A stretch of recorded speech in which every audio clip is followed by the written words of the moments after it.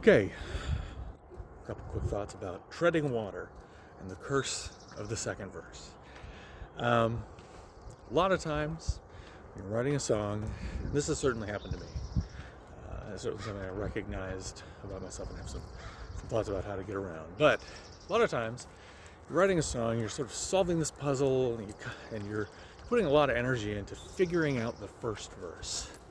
You know, you're figuring out a lot of things about it. You're figuring out the melody, you're figuring out the chords, you're figuring out the cadence of the poetry, you're figuring out the whole thing.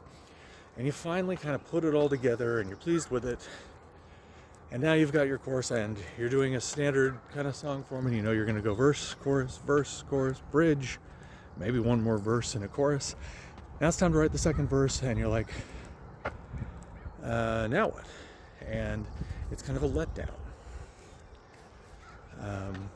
You may find that you're kind of treading water. You're kind of just continuing to say the same thing. That's very tempting to just keep on talking about it. But what you may want to consider, what you may want to make part of your process, is to pause after writing that first verse and give some real deliberate thought to kind of analyzing, where am I headed with this? You know, where does this naturally go? Where could it go? Where do I want it to go? And to try to kind of map out sort of if possible, kind of an arc of, okay, well, if nothing else, maybe this has kind of got like a 3-act structure. I kind of set up the conditions, get into some trouble, solve the problems, save the day.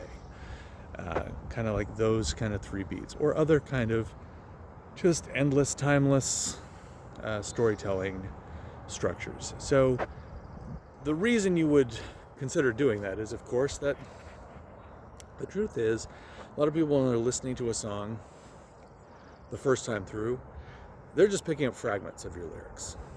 They're maybe connecting with a phrase here or there that kind of spoke to something in them that they identified with, or that they just thought was cool.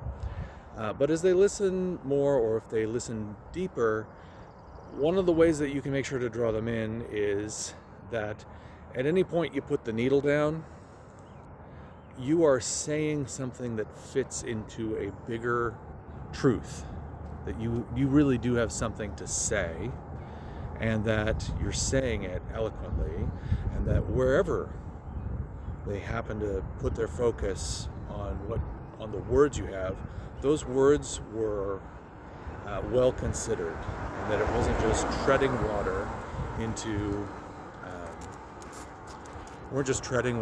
saying the same thing 3 times in a row, or just kind of lingering on one thought and just kind of orbiting around, milling around with it.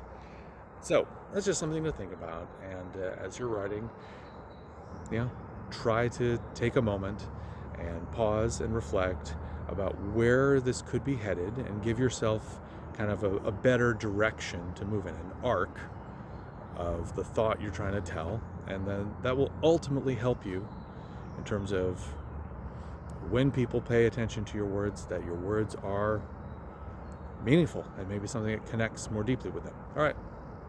Anyway, give it a shot. Until next time.